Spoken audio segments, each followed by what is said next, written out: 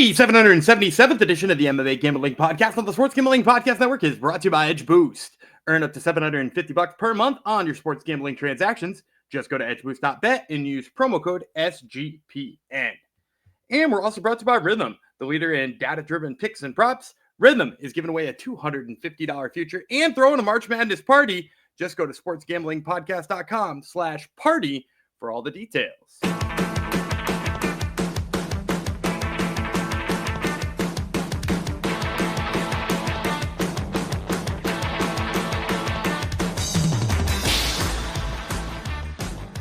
Howdy ho, degenerinos. Welcome to episode 777 of the MMA Gambling Podcast on the Sports Gambling Podcast Network, dedicated to Justin Gaethje, Cesar Ferreira, and not Cesar Ferreira. Yeah, Hulk Ferreira. Is his name Cesar? Bruno Ferreira. Bruno Cesar Ferreira is Mutanche, who's been out of the UFC for a hot minute. Right. And Ozzy Diaz. Those three people get the episode dedicated to him because they all came through as big dogs for me. I had all three. Gumby had 2 out of 3.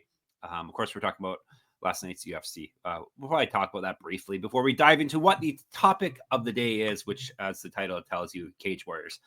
Who am I? I may sound echoey. I am in an undisclosed location, so I apologize if I am echoey. I am the one. I am the only. What's my new name? My new name is Shifty-Eyed Jeff Fox. That's what my name is. Thanks for coming to the show. Shifty-eyed. I was told my eyes look shifty in one of our videos, and then you posted my underdog ballot, and I look my eyes are like lazy-eyed in that one. So that's my name. The gentleman I'm speaking to is Daniel Gumby Vreeland. He will always be Gumby. We're not giving him fancy names. We both had a very good night last night at UFC 313. I went 8-2. Gumby went 7-3. So I won, thank God. We missed in the main event. We have a new champ, Magomed Ankalaev. Not a total shock, as you could tell by the lines going into it, but still a little surprising nonetheless. We both had Pereira to win it. Yeah, I think it was more surprising in how it happened. Because I picked Pereira seeming pretty confident in our show on Thursday, and my point over and over and over again was like, I do not think that Ankalaev's wrestling is all that good, and you know what? It wasn't. No. But he's got this weird brand of defensive striking that also seems to strike fear into people's minds and messes with their striking. And I never imagined it happened to Alexander Rakic, right? And we were like, yeah. Okay, well, he did it to Rakic, whatever. It just didn't feel like it could happen to Pereira. It felt like he's too high level of a kickboxer to be able to let that happen. So yeah, I'm as surprised as anybody else might be. I was probably the most surprised that went down that way. I still think it was probably a closer fight. I gave him the third round. I don't know about you. I had thought going into the cards there was a good chance for a split. I thought he won 1-3 and 5. The judges mostly just thought 1 and 5. One judge didn't even give him 5. I don't think. He just gave him 5. I don't think so. Yeah. Which is kind of crazy to me because I thought 5 and 1 were no brainers and 3 was a toss up. But yeah, no. The weirdest part now is what do you do next? He had so many options and a win. Stick around light heavyweight, clean that division out more. Go up in weight, go down in weight. There were so many things he could do, and now we're like, does he just get a rematch? Are we just going to do that again? It wasn't a fight that made you feel like you wanted to watch it again, right? No, I hate automatic rematches unless obviously if it's a huge robbery, like say Shogun Machida Part 1, that makes sense. But we don't need automatic rematches. Move on. And yeah, now it went from Pereira's going to move up to heavyweight and be the champ there to okay, well, he's a 37-year-old guy who lost got gun shy to a guy who's not even that dangerous of a striker. Yeah. And again, I don't mean to keep disparaging the now champ, but I mean, apart from that one point where it looked like Pereira short-circuited at the end of the second round, he didn't really get tagged at all. He got hit. I'm not taking that away from it, but he didn't get hurt. So it's such a weird champion to have in there. It's like Dreykus again. It's it is. I don't feel like he's dangerous, but he is very much the champ now. So time to start respecting him. He's only lost one fight still, despite seemingly it seems like he should have a whole bunch. Yeah, it seems like he should have a whole bunch of losses, but no, he really only has one loss. So all praise Magomed Ankalaev. I guess the biggest winner other than him was Tom Aspinall. Yes, 100%. Because now John Jones. John Jones may have options, but or ideas more precisely, but the UFC cannot. Payao basically was the only guy who would have been able to jump the line in the UFC. Would have tried to It's justify probably all that was holding up the negotiations, if we're being honest. Yeah.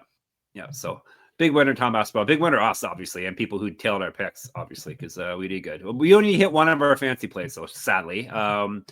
We both had Gaethje, which seemed like a no-brainer to us, as did Payao, though. So there's no such thing, really, as no-brainers. And Gaethje came through, but we whiffed on Payao. And Gumby, we lost 2 fights right before the night happened, including Curtis Blades' fight. So Gumby at least got a push on his prop play. And once again, Top Turtle curse back again, Gumby. Sexy Lexi. I mean, I cursed him once already. This is a secondary curse. He's been cursed for 2 straight weeks after being. He has. This time it was him getting sick, so who knows? Yeah. Hopefully, no curses will be put onto Cage Warriors, because we're covering 2 Cage Warriors events. They're doing they do this, I think, every time they go to Manchester. Back-to-back events, Friday night, Saturday night in the BEC Arena in Manchester. So we're covering, we have combined it into one episode. Gumby picked the 5 fights he's most interested from, and then you'll have lots of fights to choose from, at least for his bonus pick. So I got 3 lightning rounds. There you go. We're going 2 cards. Yeah. Nice. All right. Before we get into all that, gear up for March with Merch Madness. Promo code MADNESS for 20% off in the SGPN store. That would be sportsgamblingpodcast.com/store. Get in now before the promo code is done. Obviously, you're going to want to get maybe a cool hat like mine, or even cooler SGPN Degens hats, or there's lots of MMA Gambling Podcast gear in there. So check out the merch store, sportsgamblingpodcast.com/store. All right, Cage Warriors 184, Hardwick versus Clay. Which Hardwick, you may ask yourself? You have to wait and see. Manchester, as I said, England. Manchester, BEC Arena. We're doing the Friday event first, so Friday, March the 14th, 3 p.m. Eastern. A Degen special. Check out a work early and watch some MMA, gamble on it too, obviously, and get in the Discord too. UFC Fight Pass is where this was happening. Only 8 fights on this card. Gummy and I are doing the top couple fights on the card, not according to Topology. Topology's isn't as updated as Cage Warriors. You would think. Hopefully, Cage Warriors would be the most updated, since they are the one running the event. So, all right, we got gold in the main event. We're going to do that one next. First, we're going to tell you about a bantamweight. Not bantamweight. These guys are definitely not bantamweight. Middleweight fight. Michael Tchamou. I heard you say his name before, and I already forgot. Tchamou. You said it Italian. Nice. We say all things here Italian just to make sure that we get the pronunciation correct. Too bad I already used that. I said it Italian. I already used it as a name, so I can't use it again, I guess. He's from Cameroon, so definitely you're not supposed to say it as an Italian would. But nonetheless, that's what we do around here, as Gumby said. Mantas Kondratavičius. He is fighting. He's not from Cameroon, you may have guessed. He is from Lithuania. These guys are fighting at middleweight. These guys are fighting 3 5 rounds if necessary. We'll tell you about the Lithuanian. I can't even say Lithuanian today. Kondratavičius is 5-1, 4 knockouts, 1 submission, and he's been submitted once. He owes his rounds. Damn it! This is his Cage Warriors debut. He won his last fight via submission. He used to fight at 170, 2-0-1 as a pro kickboxer, 3 inches height over. Tchamou. It does work Italian. 7 years younger. No odds yet for Cage Warriors. Cage Warriors are fairly easy to find at the books. I'm sure our friends at MyBookie will have odds for it, but just not yet. Tchamou is Jaguar, 6-4, 4 knockouts, 2 submissions. He's been knocked out 3 times, submitted once. You know what that means? That means he owes his rounds too, damn it. 5-4 in Cage Warriors. He's won 3 straight. Before that, he lost 3 straight. Was it hard to find stuff on Kondratavičius, or has he fought a high level enough that you can find stuff? No, I've seen his fights. So I'm going to go. I actually think he's going to be the favorite here. The record looks a lot better. And in addition to that, like, while the competition's been a little bit higher for Tchamou, I don't know that Kondratavičius is, like faced all that much lower of competition. So I think he's going to be a favorite. The fact that Tchamou is fought maybe a little bit higher level comp probably puts him in the it's probably like negative 185 on Kondratavičius and like plus 160 on Tchamou. And I'm gonna go Kondratavičius. The big thing for Tchamou is that he throws really wild. He's a guy who, very clearly likes power over technique.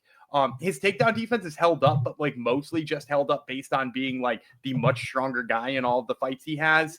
And he's a guy who uses maybe a touch too much strength in grappling too. Like when he gets into the clinch, it's not really about, getting into the hips and getting down to the legs. If he is shooting a takedown, it's much more about just like, can I plow this dude over with every ounce of strength that I have? And same thing, like I've seen him slam guys in the past, and it's like, way more important to try to slam him hard than to slam him into a position where I'm going to be advantageous afterwards. And the reason I like Kondratavičius here against him is he's a longer kickboxer. He's a guy who uses his length really well. And when people enter the clinch with him and wind up, in these positions that Tchamou is most likely going to do, I think ultimately he's just going to eat knee after knee after knee after knee, because Kondratavičius is a guy who uses a lot of knees, who gets busy with his clinch work and does a lot of his damage there. So I'm going to go with Kondratavičius. I think he's going to be like a, like I said before, like a +1 or -170 or 185 favorite. He's 88% on Topology. So yeah, that tracks. Yeah, that tracks perfect. All right. To our main event already of the first event is for the Cage Warriors at Lightweight Championship. A couple guys going for it who we have discussed numerous times on this show. George Hardwick, the current champ from the UK, versus Lucas Clay from the United States of America. 5-5 rounds, 155. Challenger is Cassius Clay, 10-3, 1 knockout, 4 submissions. He has never been finished in a fight. This is his debut in Cage Warriors. Loss win over his last 4. He did win his last fight via submission. He's fed at 170, an inch of height, 3 inches reach over Hardwick. The champ, 13-2, 5 knockouts, 3 submissions. He's never been finished in a fight. 7-1 Cage Warriors. The current champ, 3 successful defenses already. 9-1 over his last 10. He did win his last fight. You may ask, why hasn't this man been given a shot at the UFC yet? He was given a shot at Contender Series and lost that fight. So he's 0-1 Contender Series. And Gummy's going to remember who he lost it to. Abdul Karim El-Salati. Yes, correct. That's the agent. Pretty good, that loss. Yeah. 2-0 in Bellator. Used to fight at 170 and a year younger than Clay. Yeah, I think Hardwick's going to be a massive favorite here. My guess is like the -350 realm. As much as Clay has got some like high level experience in there too, he's also got some like losses or some fights where maybe he didn't look all that great. Like for instance, if you take his even his win against Harris Talunzik, like was it Harris Talunzik he fought? Oh, now I'm second guessing myself. But I'm just remembering that it's Trey Ogden. That's who it was. When he can't take a guy down and be the guy who's like on top dominating position, he has a lot of trouble. He's not a guy who has like a wealth of striking skills that I think he can draw back from, especially when he's fighting a guy who is a high level striker. So like that's the first problem with him here. The second problem with him here is he's one of those guys who like tries like exceptionally fancy things. Like, he did hit a couple of buggy chokes over the course of his career, but like, that's true of like just about any position he's in. Like in the clinch, he'll try to, do a funky trip that you would never see coming and probably only lands 1 out of every 6 times. He settles into bottom positions, which shouldn't be a problem here. And then, most of you guys are probably familiar with George Hardwick, but if you're not, the guy's super light on his feet. He cranks the pressure up to 10. He's in your face the entire time. And like the way that he moves forward and controls range, it like makes it very difficult for somebody like Lucas Clay to get a takedown attempt off. So like while George Hardwick isn't the wrestler type who is going to beat Lucas Clay by like stalling him in the wrestling, he is the type who is going to like just make it really hard on him to get any takedowns and piece him up on the feet. Plus like after he's been backpedaling all that time, I think the takedowns are going to become even more labored. There's going to be less of a chance of him hitting. So I like George Hardwick in this one. 99% on Hardwick on Topology stuff. But I think the fact that Clay has fought like so many high level fights for like Fury and LFA, and he's like a pretty well known American prospect. Like I think we that talked should about keep the number from getting absolutely insane. Like those 4-figure ones or like the -700. Like I think this one should stay down closer to like 300 or 400. I guess us talking about it is not a qualifier because we talk about a lot of obscure people. So You think Hardwick's going to get another shot at the UFC or at least Contender Series? Yeah, I mean, he profiles as the type of guy who is. And like this seems like, and we're going to talk about this a lot this week in our the different regional breakdowns we're doing. This seems like the type of opponent you bring in to like show the next level that you're ready. Like this seems like Cage Warriors doing him a solid and going to the US and finding him a prospect that like it means something that he beat. Yep. And it's the timing is working out pretty good too. Guys that are fighting now, or guys and gals now in the next month, time's up pretty good for end of summer to head to Contender Series. So something to keep in mind. All right, before we move on to the next night in Manchester, let me tell you about Edge Boost. SGPN has partnered up with Edge Boost, the premier Visa debit card for bettors. The Edge Boost card allows you to avoid the hassle of having your card denied at sportsbook, DFS site, sweepstakes site, racetrack, or casino. Plus, you can earn up to $750 per month in cashback rewards for using your Edge Boost card. You know your money is safe as the card is FDIC insured. The best part is no credit checks and it's completely free. Sign up today. Use the promo code SGPN so you get better cashback rewards and instant tier 2 status so you can make plays on who? Al Horford, of course, or Kyle Filipkowski. Ever since you mentioned his name, Gumby. He's on fire, dude. He's on fire. On fire for Utah. So we should have players. Players should have to pay us for us to mention their name on this show. NBA players. So go to edgeboost.bet, promo code SGPN. Edgeboost.bet, promo code SGPN. Go Kyle Filipkowski. MyBookie.ag. We're brought to you by MyBookie.ag. MyBookie is your place to bet every sport, plus props for every single game, or every game, not every single game. I'm sure there's some games out there they don't have props for. MyBookie accepts customers from a ton of locations, easy deposits, and lightning fast payouts using crypto. Obviously, Kyle Filipkowski bets and Al Horford bets are on their prop bets. Cage Warriors will be on there as well because MyBookie, they basically run all the big regional stuff. They have lines there. So check it out. When you do go to mybookie.ag, make sure you use our code MMASGPN for a 100% deposit match up to $1,000 plus a $10 casino chip. That's mybookie.ag, promo code MMASGPN. All right, we're off to night 2. Cage Warriors 185. Is the title fight that Topology has listed, is that fight falling off the card? Is that why we're not the flyweight one? Did it say it? Yeah. So first of all, I don't believe that was ever a title fight. Okay. I saw that fight previously announced like weeks ago, and it was not announced as a title fight. So the fact that Topology has it for the interim flyweight, like I don't know where they got that. Yeah. And then second of all, on top of that, like it's been canceled. Creasy has been openly asking for opponents on Instagram. So I assume that means the man he was supposed to fight has fallen off.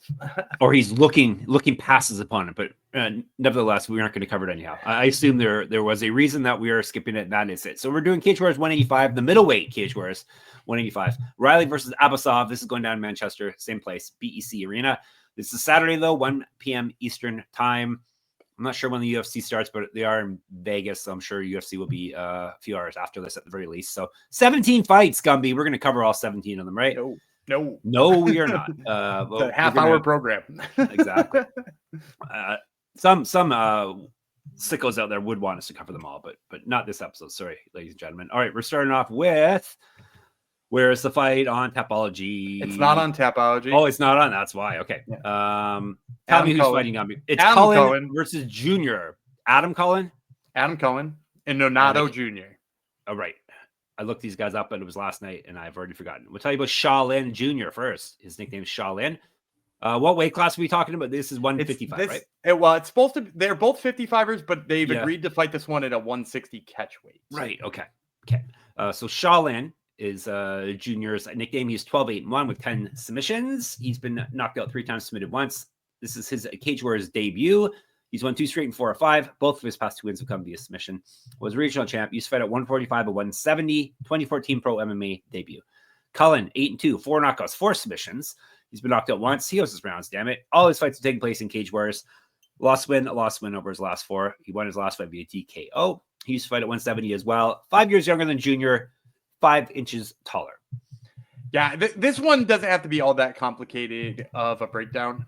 Because first of all, I think Cullen probably going to come in decent size favorite. Let's say negative 225, maybe even a little higher than that. And look, I'm taking him here, and basically you could boil this breakdown to the fact that Nonato Jr. A lot of the fights he loses, if you go back and watch them, it's because he gets taken down and he is just happy to do jiu-jitsu from there.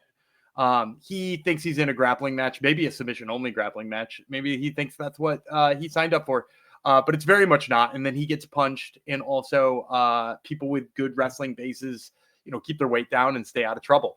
And basically that's his only path to victory here against Cullen for me, is like jumping a guillotine at the right moment, hitting a triangle off of his back, looking for that armbar that Bruno Ferreira inexplicably got in a situation that I'm sure none of us really predicted. And like Adam Cullen, don't be sour. Don't be sour about that. Did you call Bruno Ferreira? No, he was winning the fight though, at the very least. Yeah. So that was good. At least the right guy won. Yeah, maybe. I mean, maybe. Whatever. We're not here to litigate that. But yeah, Adam Cullen, I mean, he just brings a wrestling heavy game. He doesn't mess around on the feet too much. He, gets in on the hips. He shoots his takedowns. I don't really love how quick he gets to the hips. I think he could do that a lot better. But like, he does get to the right part of the hips. He's not somebody who like accidentally shoots too high or winds up in a lot of body locks. He's just a guy who gets down to the legs, takes his takedowns, and stays mostly safe. He doesn't look like the type of guy who would get caught in a lot of what Nonato is throwing up. So I'm going to go with Adam Cullen here. Probably sizable favorite again, but I think the wrestling brews today here. What was the number again? I said negative 225.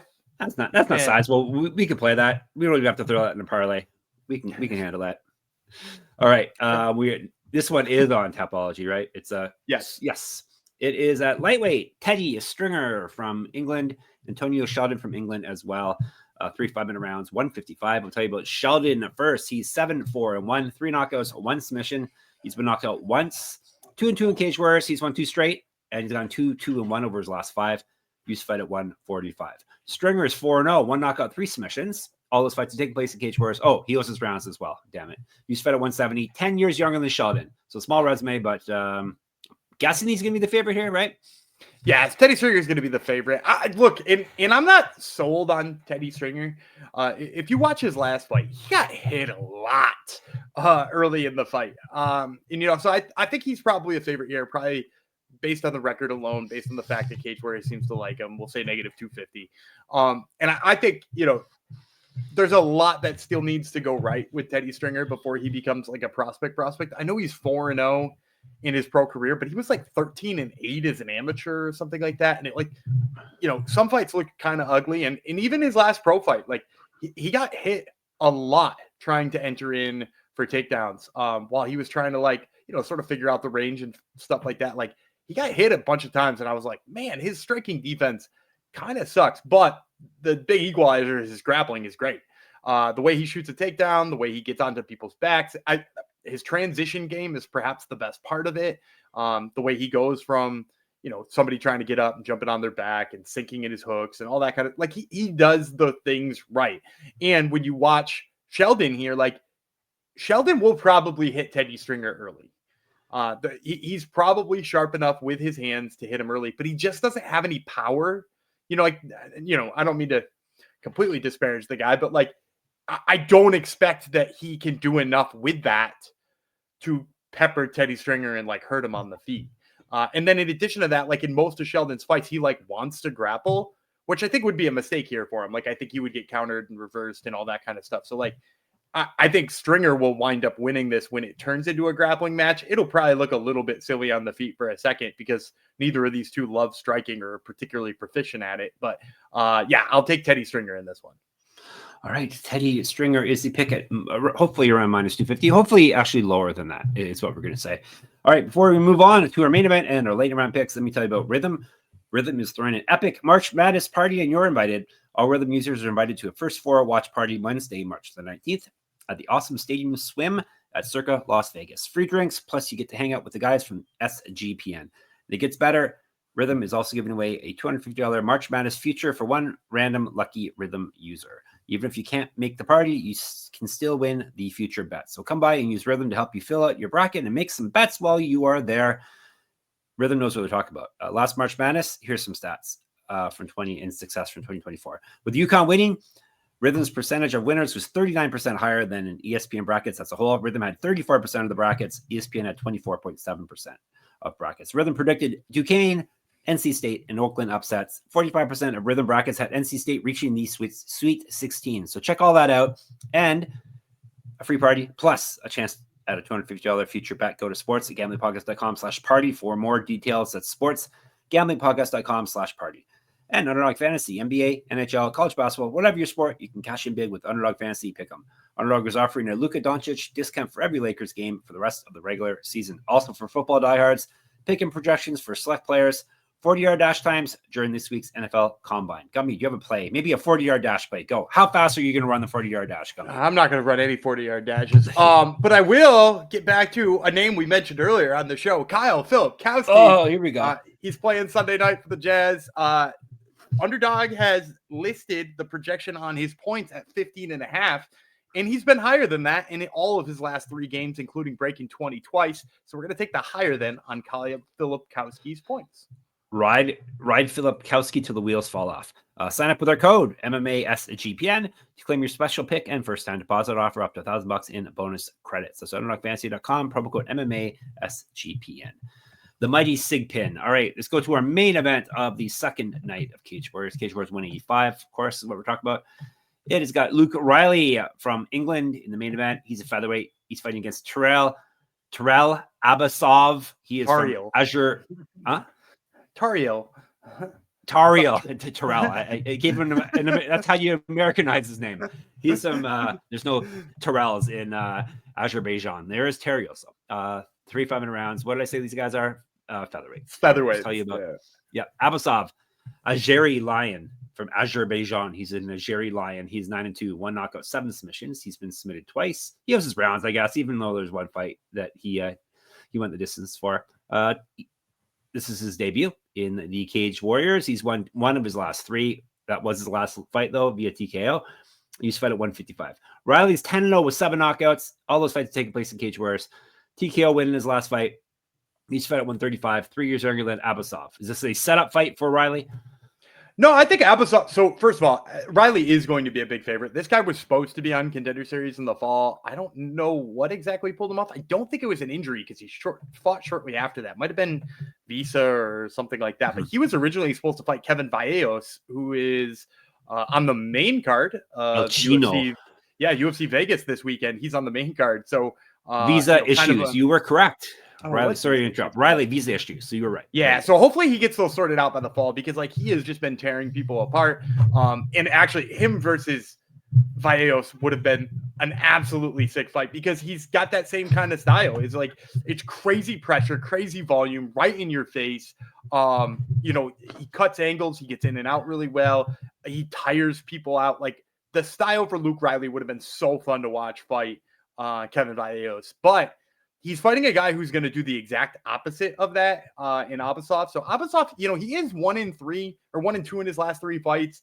One of those losses to Jamie Siraj, who we're going to be talking about in 2 episodes, I believe. So it's not a bad loss necessarily, but the story's kind of out on him. He fights with his chin high. He's not much of a boxer, but he is a really good grappler, particularly with foot sweeps. He gets into the clinch and hits a lot of foot sweeps. He even took Siraj down and had him in some bad positions in that fight, at least in the first round, until he sort of made a mistake and got caught in the second. I think he could take down Luke Riley a lot in this fight. I think the difference is that Luke Riley has just got this motor that nobody is ready to deal with, and I think if Abbasov takes him down a couple of times and he gets up and he starts to tire, the pace that Riley is going to put on him, he is just not going to be able to recover from that. And I think you're going to see Riley take over as the fight gets deeper and deeper. So I like Luke Riley in this one. I will say if this post where I think it's going to, which is -400 or something like that, just avoid it in your parlays. The gap on these 2 fighters is not as wide as the odds would have you, I imagine the odds should be unplayable in this case, both for parlays and for straight up, just because Luke Riley is really good and really popular, and Abbasov has lost 2 of his last 3, but he's better than that. So just be wary of really wide odds on this one. What is not a wide odd? What is a playable line, Gummy? Man, I'd play Riley in the low 200s, maybe, but I don't think there's any chance it gets close to that. It's one of the most touted prospects out of Cage Warriors right now, up against the guy who's lost 2 out of his last 3. How does he not wind up in the 5s? Yeah. 95% are in on Riley. All right, let's give you a recap, but don't you go away. Company's got more plays for you. All right, first night, he's got Hardwick. He's got Kondratavičius. Kondratavičius. Second night, he's got Riley, he's got Stringer, he's got Cullen. All right, lightning round, zap, bang, boom. You got lots of fights to choose from, and you promised us at least 3 here. Yeah, I got 3. So on the first night, we got one of my favorite people to watch fight, the Q-Bomb, Jan Quayhagens. And he is just like, he's so fun to watch in grappling matches. And because, he's kind of a journeyman at this time, like he kind of gets overlooked a lot. And he's so tricky in the grappling. I just think he's like, if he's an underdog or like a slight favorite, like he's definitely worth the play here. I also like Nick Bukema. He's going to be, actually was supposed to fight Nick Bagley back when Cage Warriors was in California.